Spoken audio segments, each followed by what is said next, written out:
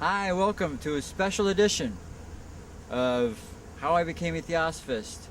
2012 Summer National Conference edition. That's why we're outside, because the building's so busy. And our special guest today is Wallace Rainey. So thank you, first of all, thank you very much for being here and being so funny when I was trying to set up and I didn't know how to turn the microphone on. So Wallace, how long have you been in the Theosophical Society? I joined the society, depending on who you ask, it was late 92, early 1993. I joined the Portland, Oregon Lodge. Okay, and do you remember what drew you towards this society at first? Before I heard of the Theosophical Society, I was searching, I was looking, I was trying different things, and one day in the local newspaper out in Oregon, there was an article about a library, a metaphysical library, and it had a picture or two, and it looked interesting, and I thought, metaphysical library, well.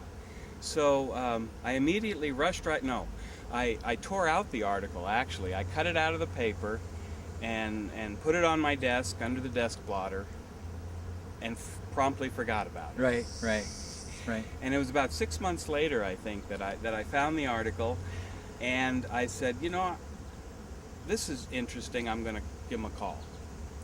And so I called the number and I talked to the librarian that was there, and she told me a little bit about it. And the first time I went down there was a Sunday public program, and I remember to this day it was on the Great Pyramid and some of the theories about why the Great Pyramid is the Great Pyramid. And I just remember feeling like I was home. Yeah. It's like these people. There was a lot of senior people there, even for a public program, and of course the feeling of the building was just felt right. Right. So that was about 20 years ago. Mm-hmm. So something worked. Since then, you've been very active at home, and then you're also on the national board. So could you tell us a little bit about what you do in that, either or both of those roles? Well, for a number of years, I was just your basic lodge member. I did figure out very early that a life membership was something that I wanted. And in '95, while visiting my in-laws in Milwaukee, my wife and I conned her into making a pilgrimage here to Alcott, and made a down payment on my life membership. Wow. And it was a pilgrimage, and so I became a life member at the national level, and still there was one year I don't think I showed up for a single members meeting early on. Okay. This and that and the other thing. And then I really started making a commitment to coming to lodge meetings and things like that. And I was approached about the idea of running for national director of the Western District. Somebody asked you about... Yeah, somebody came and said, would you consider putting your name in? And I thought, why? Me? Moi? Yeah. And it was one of these things where I thought, well, the more the merrier. It'd be a good experience. Yeah. Just to put my name in and maybe beef up the ballot, as it were.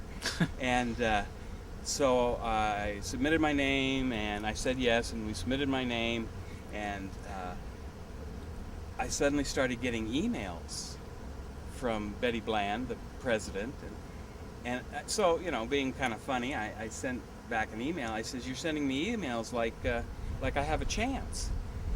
And she promptly sent back an email and said, well, you're running unopposed. I think you're a shoo-in. And I was surprised. Yeah. So I became the Western District Director.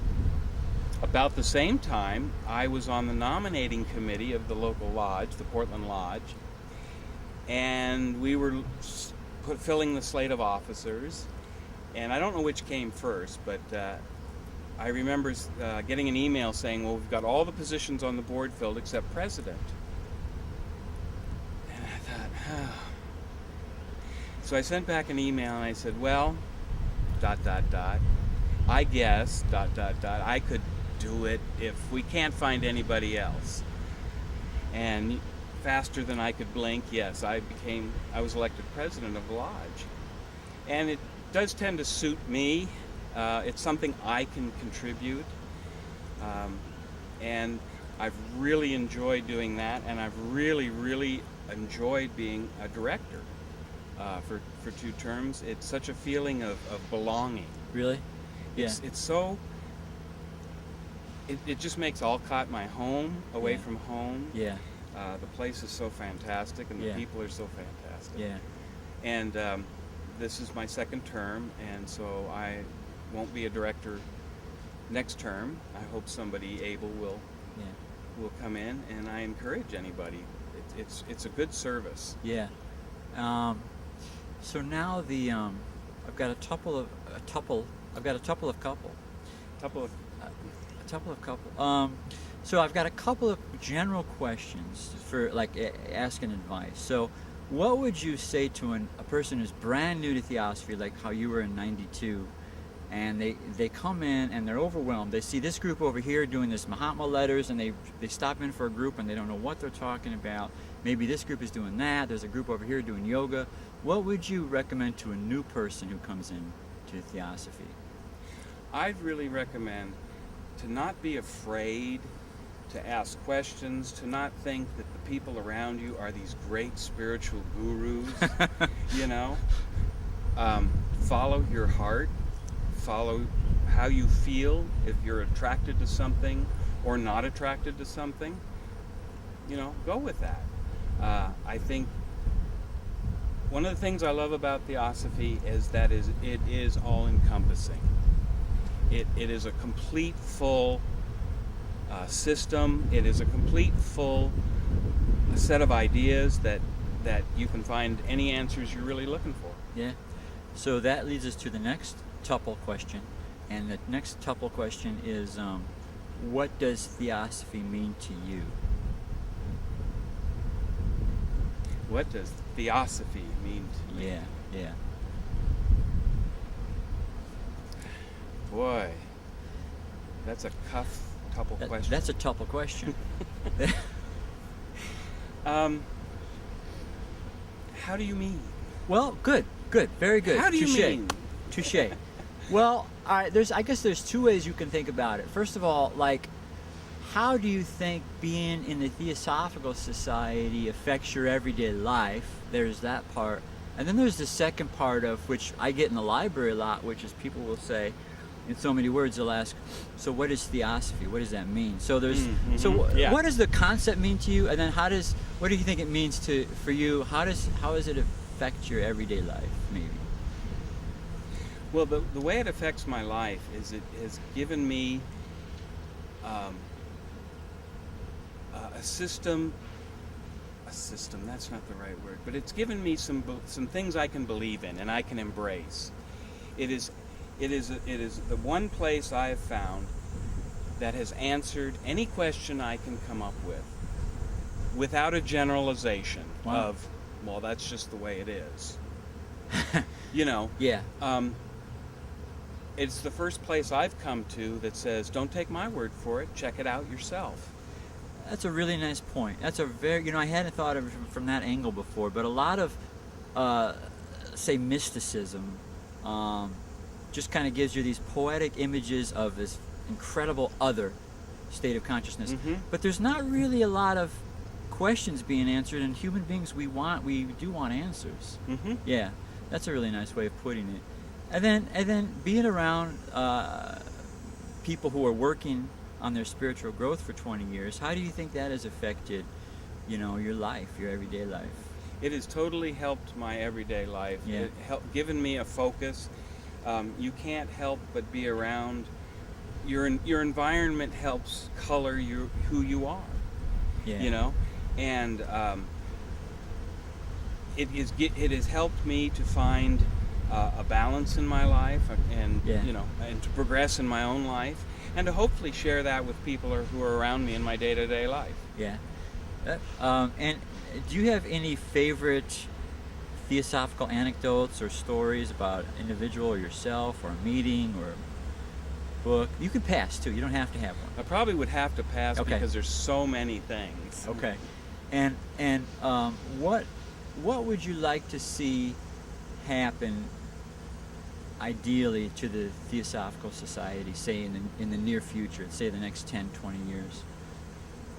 I think that the society, and this is kind of a cliche, but it is kind of in a process of reinventing itself or deciding what it wants to be as it grows up.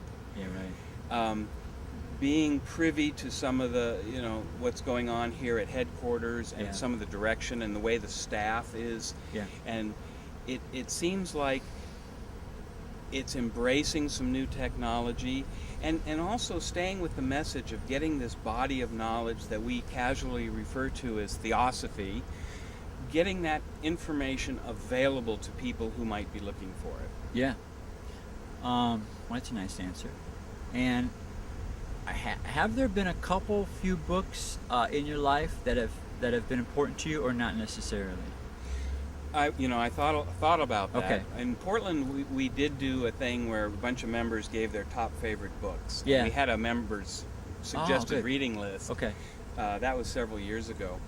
I know one book I really like is Leadbeater, The Inner Life by C.W. Leadbeater. Yeah. And one of the things I like about that Yeah. is that it covers very briefly everything. Huh.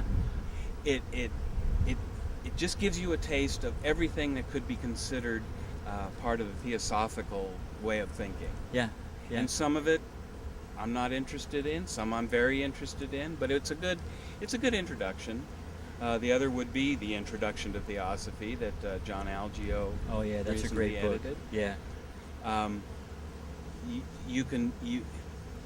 One of the things with Theosophy that's different than a lot of other groups is that it tends to be it tends not to depend so much on the emotion, and it does cater to the intellect a little bit. It does a little bit. Yeah. And that I hadn't found in other places. So you can get very intellectual with Theosophy. Yeah. I.K. Taimni's book, Man, God, and the Universe. Yeah. I took a class in that, and after an hour of studying Taimni, my brain hurt, and it was good. Yeah. Yeah. It was like being done at the gym. You went, Yeah. oh, that hurts. Yeah. Yeah. And one thing I've noticed is that, well, you have a sense of humor, and so we can be very intellectual around here sometimes. Mm-hmm.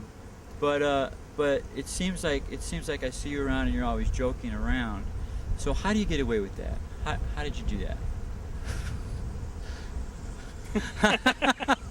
I mean, Don't take yourself so seriously. Right. And that's something that's something Yeah. that Theosophy has helped me do, is to yeah.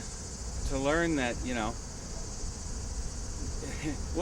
I think it was Swami Beyondananda said once that nobody gets out of life alive, so don't take it so seriously. Yeah. Yeah. And that's it. Okay. So we're not taking ourselves too seriously here. Wallace, thank you very much for your time. Thank you, Dan. For your service to the society, and selfishly speaking, especially your sense of humor. Thank you, Dan.